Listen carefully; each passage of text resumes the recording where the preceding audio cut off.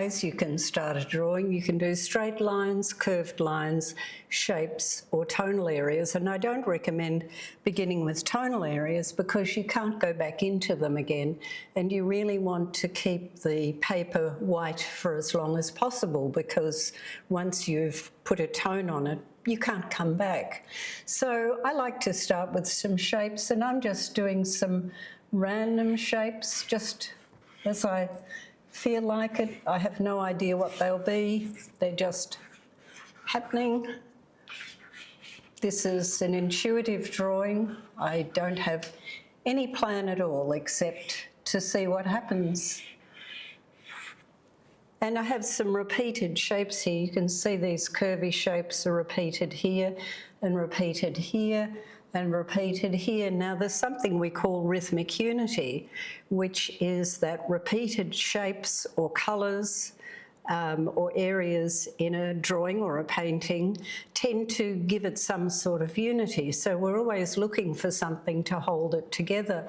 I might do a few more little areas like this, just to keep whites as long as possible. And I've done 3 of them. And there's 1, 2, 3, 4 of these. I might just do 1 more to make it 5, and I might actually do it here around this shape. There we go, and it might even pass behind it, something like that. And then I'll feel my way. Maybe I'll do some curved lines.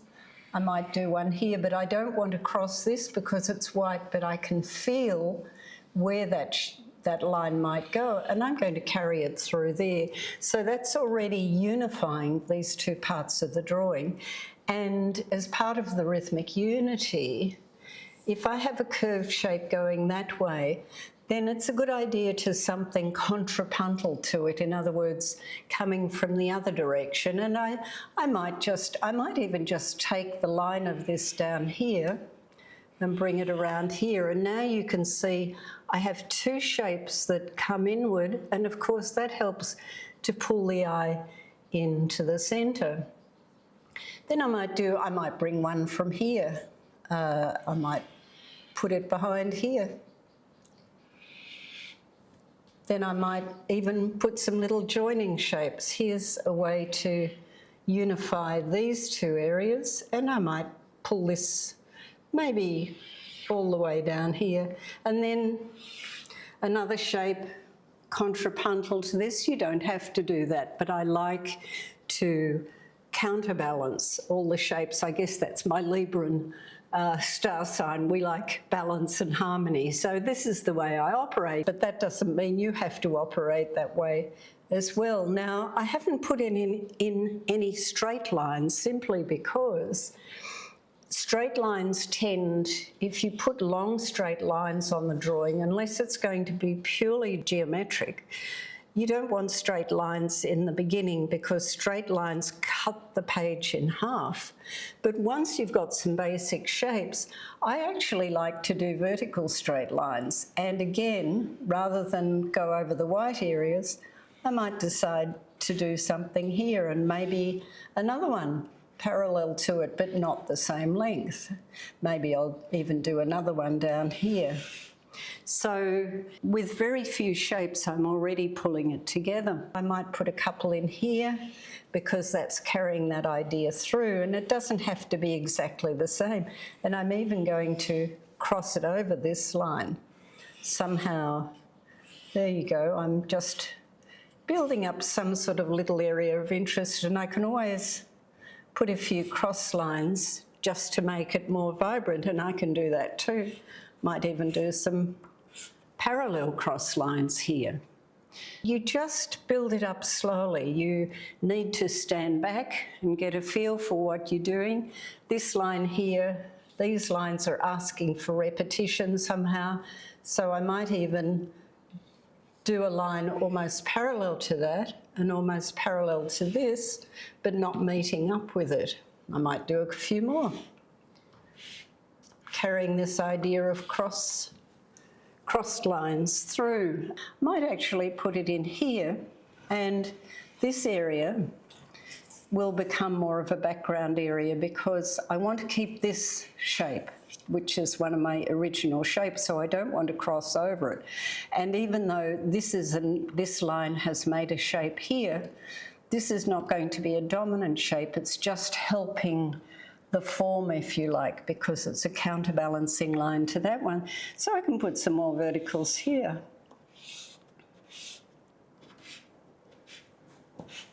So that's adding a little bit of dynamism and interest, but instead of it all being loose and flowing, the straight lines tend to solidify it, to hold it together, to stabilise it, if you like. It's all intuitive, but my instinct now is to start putting in a few tonal areas to define these.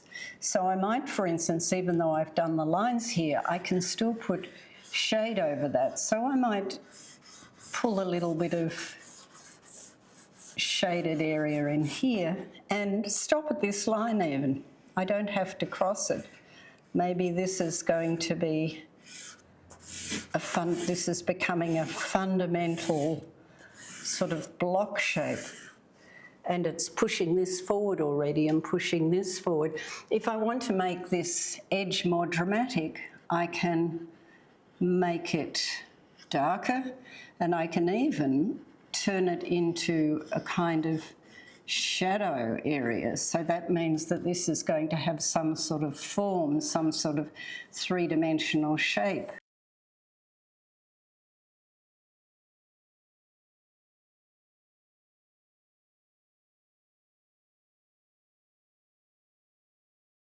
Smoothing it off there, it's taking the white out, which means it competes less with the adjacent white areas. Now, I know I've got a little bit of tone in here, in this, but that's all right. It's just that this is fundamentally white. And I can do that with the other shapes as well. I can continue with this shape. So by doing this shadow, what is becoming a shadow here, I'm defining the light source, because the shadow is in this direction. So now, if I know I have a light source, I can make visual sense of it in terms of three-dimensionality, because the light source and the shadows from the light source will define those three-dimensional shapes. That's how I'm going to build up some depth. And this isn't how it will look in the end. This is just building it up. I have two shapes here, and they can both still be light. If this has three-dimensional form, if I build this up, actually decide to build it up as a three-dimensional shape by putting the shadow in, I can give it some form. It's obviously going to be a sort of semi-ovoid shape. So here I've gone already from broad spectrum to finer detail, and that's okay. It doesn't mean I'm going to do the whole lot in fine detail now, but I've just made a decision that these two shapes are going to fit together. So now you can see I've already separated this from this with the shadow, and because it's light up here, I'll just get my eraser and take, I'm not afraid to use an eraser, because sometimes you can't come back to white, but sometimes you can. If the charcoal's not too thick, you can come back to white. And having two whites together, obviously in terms of aerial perspective, is not going to work. So I'm just making an assumption that there is a little bit of tone or shadow behind this, and I don't know how far I'll extend that, but I can just do a little bit here to play with it. So I'm taking some of the white out, but the point isn't to necessarily keep it white. The point is to keep the paper white for as long as possible before you make final decisions, because you can't go back. So I'm just defining this, and having defined it that way, it's now going back behind this, and therefore there's going to be some sort of shadow under here.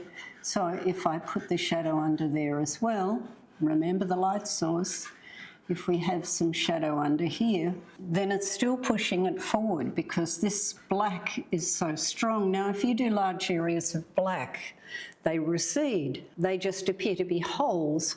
But when they're attached to something, when they hear it, it eases off into another tone. Now it looks like a shadow. It doesn't look like a hole. So now I may not do anything with that for the rest of the drawing. But you can see now that there's some quite interesting aerial perspective happening with those two shapes. So here now already we have a drawing happening that looks quite interesting. But what I haven't done is to do lots and lots of lines and shapes, which sometimes people do in my workshops, and they end up doing a whole line drawing over the paper and then there's nowhere to go. All you've got is black lines on paper. You don't have the opportunity for a tonal drawing. But here we're creating the opportunity to make it strongly tonal. I'm not sure if what I just said makes sense, but I'm trying to draw and talk at the same time, and usually I draw quietly on my own and I don't think aloud, so this is an interesting challenge, talking to you while I'm doing this, sharing my private world with you.